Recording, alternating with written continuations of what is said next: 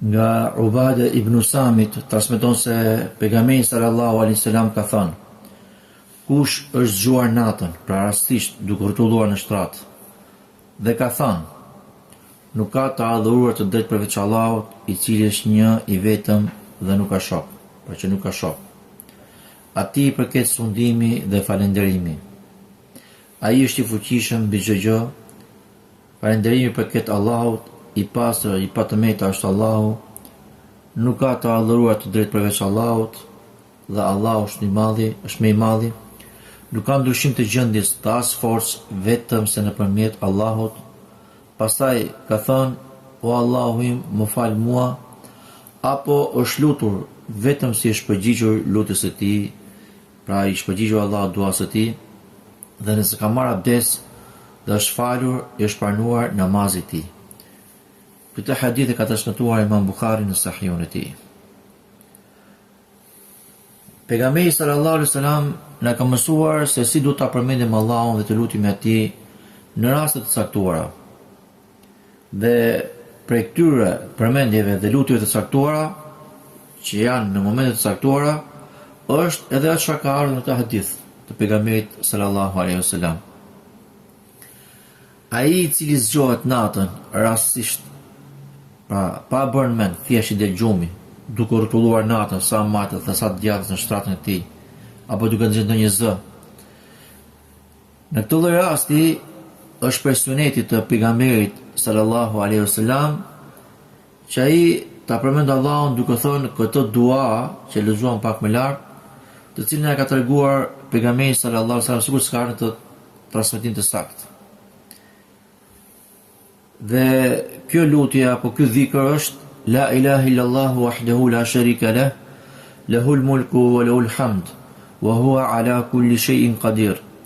Alhamdulillah wa subhanallah wa la ilaha illallah wallahu akbar wa la hawla wa la quwwata illa billah, Allahumma ighfirli. Që do të thonë nuk ka të adhuruar të drejtë përveç Allahut, i cili është një i vetëm, që nuk ka shok. Atij i përket sundimi dhe falënderimi. Ai është i fuqishëm mbi çdo gjë.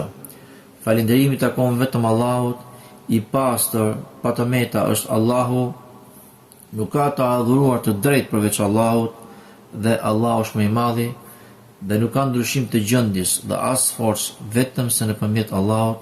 O Allahu im, më fal mua. Pra këtë dua thot besimtari nëse zgjohet natën rastësisht. Dhe vazhdon pjesa e hadithit, pjesa e fundit: apo është lutur, pra nëse ai ka bërë lutje vetëm se lutja e tij është plotësuar, Allahu është përgjigjur lutjes së tij.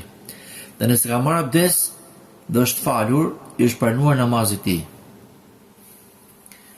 Nëse besimtari i lutet Allahut për ndonjë gjë nga të mirët e kësaj bote dhe të botës tjetër, ai do t'i jap atij. Po ashtu, edhe nëse kërkon mbrojtje nga të këqijat e kësaj bote dhe të botës tjetër, përsëri ai do ta mbajë robën e tij. Për çfarë do lloj gjoje që ai do të lutet atij, për të lutur Allahut, ai do t'i përgjigjë pra robët e tij.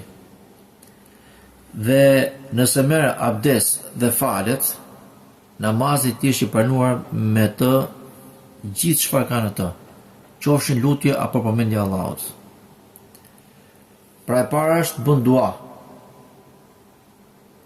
E dyta është që merr abdes dhe fal namaz, e cila ka nevojë për një forcë akoma edhe më të madhe, pra jo të gjithë e bëjnë. Më e pakta në këtë hadith që tregohet është që personi ta përmendë Allahun në këtë lloj gjendje. Dhe akoma më e mirë dhe më e plotësuar është që të ngrihet, të marrë abdes dhe të fal namaz, qoftë edhe 2 rekate të thjeshta, të lehta.